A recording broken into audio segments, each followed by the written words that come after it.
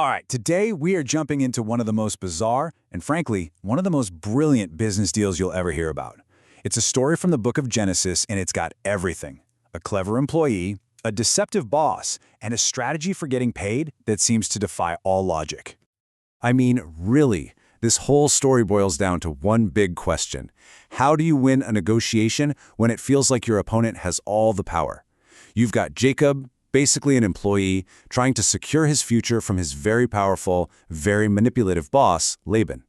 What we're about to see is an ancient masterclass in strategy.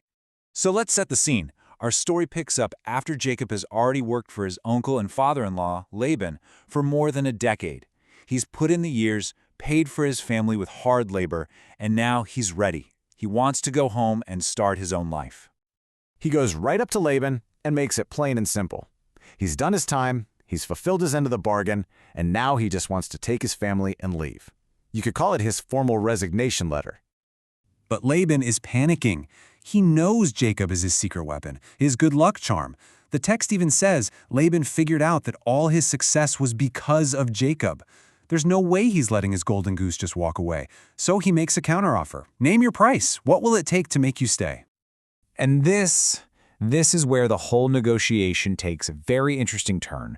Jacob gets this open-ended question, name your wages, and he comes back with a proposal that is just completely out of left field.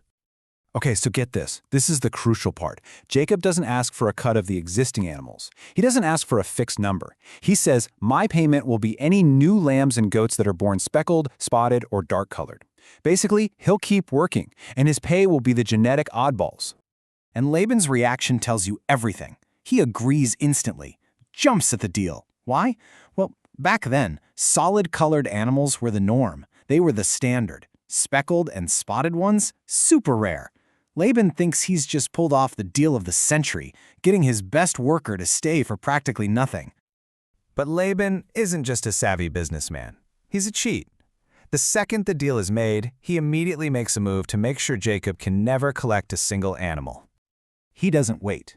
That very same day, Laban goes through all of his flocks and physically removes every single animal that has any spots, speckles, or dark coloring. He's trying to stack the genetic deck, right? He's removing the very possibility of Jacob getting paid from the breeding pool. And to make absolutely sure there's no funny business, he then puts a 3-day journey's distance between the two flocks. That's a huge gap. Jacob is left with the solid-colored animals, while Laban's sons take the speckled ones far, far away. Total isolation. So this leaves Jacob in what looks like a totally hopeless spot. He's managing a flock of animals that are, genetically speaking, all solid. Logic says they should only make more solid-colored babies. So you have to ask, how on earth is he ever going to get paid? But here's the thing. Jacob doesn't argue. He doesn't try to renegotiate. He's got a plan, and he puts into motion a counter-move that is as brilliant as it is, well, bizarre. Okay, so stick with me here, because this is where it gets weird. He takes these fresh branches and peels stripes into them, right? So they have this high-contrast black and white pattern. Then he sticks these branches in the watering troughs, right where the animals would be looking when they came to drink and mate. The idea seems to be based on an old belief called maternal impression, that what the mother sees at conception could influence the baby's appearance. And the crazy thing is, it works. Against all biological odds, this flock of solid-colored animals starts having babies that are streaked, speckled, and spotted. And according to the deal, every single one of those belongs to Jacob. But Jacob doesn't just stop there.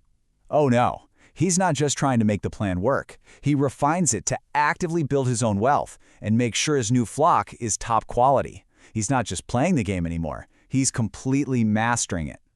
What he does is basically an ancient form of selective breeding. He watches the flock, identifies the strongest, healthiest animals, and only uses his stripe branch method when they are mating. The weaker animals, he just lets them mate normally. The result was just genius. All the strong, healthy offspring that were born with spots and speckles, they went to Jacob. And all the weaker offspring who were born with solid coats, they stayed with Laban. He was systematically creating a super flock for himself while weakening his boss's flock in the process. And the biblical text makes the outcome crystal clear. Jacob didn't just make a living. He became incredibly rich. His strategy completely turned Laban's dirty trick on its head. And we're not talking about just a few extra sheep. He ended up with huge flocks of his own, servants, and the ultimate status symbols of the time, camels and donkeys. He went from being a servant to a wealthy patriarch in his own right.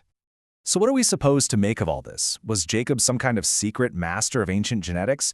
Or is this really a story about divine favor, about God rewarding a man who used his cleverness to outsmart a cheat? The story doesn't really give us a simple scientific answer. It just leaves us to wonder at the incredible things that can happen when you combine human ingenuity with, well, a little bit of mystery.